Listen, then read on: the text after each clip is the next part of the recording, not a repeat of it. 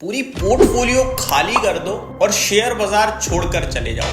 बाजार गिरने वाला है क्योंकि एफआईआईज बेच रहे हैं। एफआईआईज ने आज फिर करी बड़ी बिकवाली, लेकिन एक सेकेंड, कितनी बड़ी बिकवाली? 10,000 करोड़ की, 15,000 करोड़ की। अगर डेटा को देखा जाए तो एफआईआईज बीते 2-3 महीने से लगातार बिकवाली कर रहे हैं। शेयर बाजार में ऊपर से करेक्शन भी हुई है और इन्वेस्टर्स की पोर्टफोलियो भी टूटी है। लेकिन क्या बाजार पहले कभी नहीं गिरा है? क्या इस समय अपनी पोर्टफोलियो खाली करनी चाहिए या गिरते बाजार में पैसा लगाना चाहिए? एफआईआईज क्यों बेच रहे हैं? क्या वो हकीकत में भारत के शेयर बाजार को गिराना चाहते हैं? क्या भारत का बाजार गिरने से एफआईआईज को फायदा होगा? दोस्तों, गूगल की मानूं तो भारत की करंट जीडीपी $3.6 ट्रिलियन की है और इसमें एफआईआईज पता है कितना ओन करते हैं? $1 ट्रिलियन। अगर एफआईआईज हकीकत में बेचने पे आ गई तो ना केवल देश बर्बाद हो जाएगा, खुद एफआईआई भी बर्बाद होगा। डिटेल में समझते हैं दोस्तों सारी की सारी चीजें डेटा की मदद से। शुरू करते हैं। नमस्कार दोस्तों, मैं अंकुर उपाध्याय स्वागत करता हूं आप सभी का एक बार फिर से अपनी नई वीडियो में। दोस्तों, बिना देरी गवाए पहले मैं आपको बताना चाहूंगा, ये जो डेली बेसिस पे एफआईआईज का सेलिंग फिगर आ रहा है, 5,000 करोड़ की बिकवाली, 10,000 करोड़ की बिकवाली, 3,000 करोड़ की सेलिंग, ये सब बाजार में लाइफ लॉन्ग चलता रहेगा। एक खरीदेगा, एक बेचेगा। अभी करंटली डीआईआईज खरीद रहे हैं और एफआईआईज बेच रहे हैं। कभी ऐसा होगा कि एफआईआईज खरीदेंगे और डीआईआईज बेचेंगे और ये हमेशा रहेगा। इसको आप अगर पॉइंट टू पॉइंट हर समय क्वेश्चन मार्क लेकर बैठे रहोगे, पूछते रहोगे भैया ये क्यों, तो कभी सेटिस्फाई नहीं हो पाओगे शेयर बाजार से। क्योंकि शेयर बाजार में होता है सौदा, एक खरीदता है तो एक बेचता है। अगर दोनों ही खरीदने वाले हो जाएंगे तो बेचेगा कौन?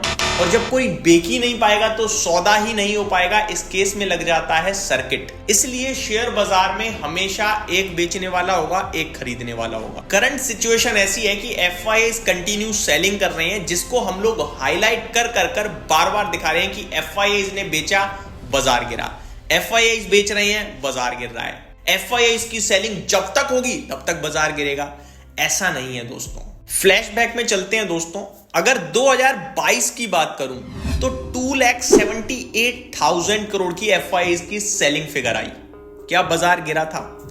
2023 की बात करूं तो अराउंड 16,000 करोड़ की सेलिंग आई। क्या बाजार गिरा? एंड करंटली 2024 की बात करूं तो टिल नाउ 2,92,000 करोड़ की सेलिंग हो चुकी है। बाजार भी गिरा, लेकिन क्या बाजार 2024 के शुरुआत से गिर रहा है? सितंबर में निफ्टी ने 26,300 का लाइफ हाई हिट किया है। तो एक चीज तो क्लियर है दोस्तों कि एफआईआईज तो 2022 से बेच रहे हैं, लेकिन बाजार अभी गिरना शुरू हुआ है।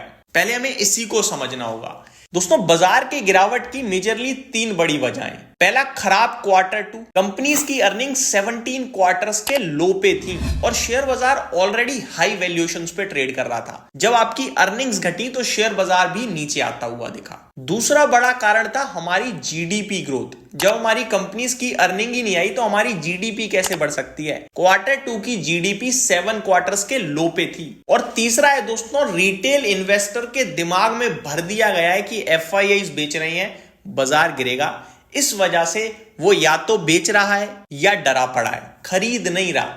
तो मार्केट में सेलिंग प्रेशर कंटिन्यू बना हुआ है। अब आते हैं दोस्तों एफआईआई डीआईआईज के डेटा पे। जो हम और आप और सोशल मीडिया पे चिल्ला के लोग कह रहे हैं कि एफआईआईज बेच रहे हैं, उनको जरा ये डेटा दिखाना। दोस्तों, अगर गूगल की मानूं तो एफआईआई सितंबर 2024 में भारत में हाईएस्ट एसेट अंडर कस्टडी लेके बैठ गए थे। अराउंड $1 ट्रिलियन के उनके पास एसेट्स थे, जिसमें सबसे ज्यादा इक्विटी में निवेश था। मोर देन $930 बिलियन का निवेश उन्होंने इक्विटी मार्केट में किया हुआ था। मात्र $76 बिलियन का निवेश डेट मार्केट में था। $1 ट्रिलियन कितना होता है दोस्तों? इसको शॉर्ट में बताना चाहूं तो भारत की करंट जीडीपी $3.6 ट्रिलियन की है। और अगर इसमें एफआईआईज का $1 ट्रिलियन है, दैट मींस भारत में 30% निवेश तो एफआईआईज का है। अब सोचो अगर एफआईआईज हकीकत में बेचेंगे तो भारत का क्या होगा? लेकिन दोस्तों, ऐसा होगा नहीं। ये मैं इसलिए कह सकता हूं, अब मान के चलो आपका शेयर बाजार में 1 लाख रुपए लगा हुआ है और आपने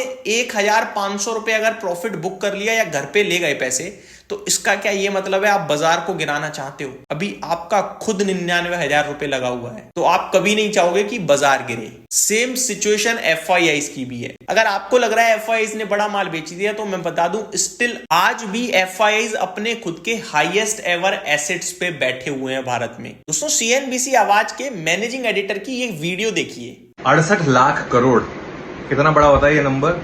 कैलकुलेटर पे भी शायद हम ना उसको यूज कर पाए, एक्सेल यूज करनी पड़ेगी, है ना।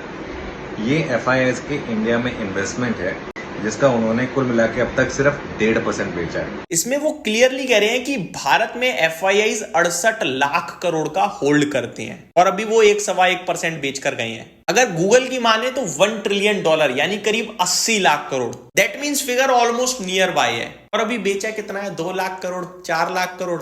और हम लोग कह रहे हैं FIIs बेच रहे हैं, FIIs बेच रहे हैं। दोस्तों इस गलत फहमी से बाहर आना होगा कि FIIs बेच रहे हैं। FIIs प्रॉफिट बुक कर रहे हैं, क्योंकि पैसा तो उन्हें भी चाहिए ना जिंदगी जीने के लिए, एम्प्लॉयज को सैलरी देने के लिए। ऐसा तो है नहीं कि सब बाजार में लगा रहेगा, बढ़ता रहेगा, जिंदगी चलती रहेगी। पैसा चाहिए भाई, तभी तो काम होंगे।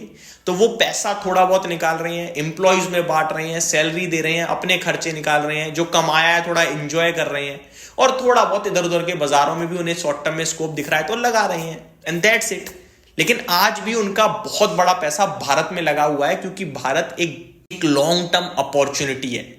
अगर गूगल के एक डेटा की माने तो भारत फाइनेंशियल ईयर 47 तक $30 ट्रिलियन की इकोनॉमी बनेगा। यानी आज से 23 साल के अंदर भारत यहां से 10 गुना होने जा रहा है। अब इस 10 गुना इकोनॉमी में क्या FIIs पार्टिसिपेट नहीं करेंगे? बिल्कुल करेंगे।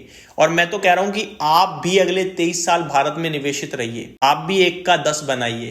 लेकिन प्रॉब्लम पता है क्या है? आपको 1 महीने में 1 का 10 करना है, और इसके चलते आप अपना 1 का 10 नहीं करोगे, 1 का 0 कर दोगे।